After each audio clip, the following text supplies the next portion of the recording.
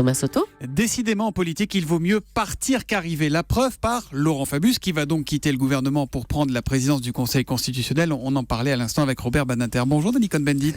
Bonjour, Thomas Soto. Eh bien, dis donc, c'est une pluie d'hommages, des canadaires de miel qui sont versés sur Laurent Fabius. Est-ce que vous voulez y ajouter votre petite louche personnelle ce matin ? Disons mon regard personnel. Et c'est vrai, je suis d'accord avec d'ailleurs Robert Badinter. Laurent Fabius était sûrement ou est sûrement le plus brillant de sa génération. Il a à peine un an de moins que moi, donc nous sommes de la même génération. C'est un homme de l'État et d'État. Il a fait toute sa carrière dans l'État. Il était brillant, brillantissime, cultivé. Il est brillant, brillantissime, cultivé, élégant. Mais je crois qu'il a été et qu'il est victime de son ambition. C'est un homme de parti aussi, de réseau, de magouille politique.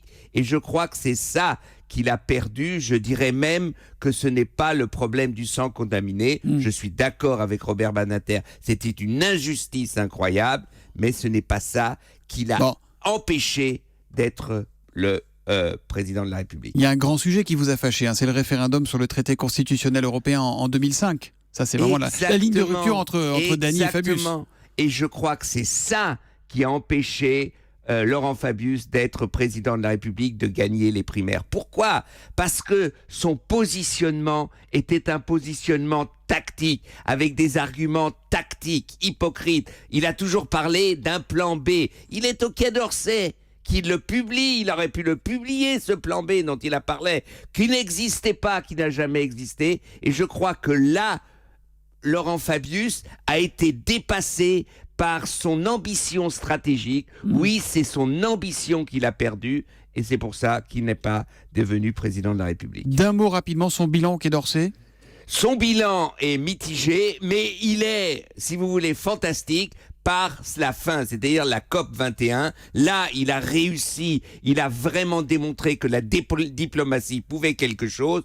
Sur la Syrie, entre morale et réel politique, c'est pas simplement de sa faute, mais il a quand même échoué. Le tout sauf Bachar n'est pas passé, c'est aussi la faute des Américains. Il a, sur l'Iran, été titillé les Américains. Est-ce que vraiment il voulait à la fin cet accord ? Je crois que là, les Américains l'ont embarqué dans une histoire positive, mais au début, il était très réticent. Sur l'Europe, on l'a jamais entendu. Et je ne vais pas répéter ce que j'ai dit sur le problème du traité constitutionnel. Non, on voulait bien rhabiller, là, ça y est. Voilà. Merci, Dany. L'humeur de Dany tous les matins, c'est à 8h moins 10 sur Europe 1. À demain, Dany. À demain, Thomas. Ciao, ciao.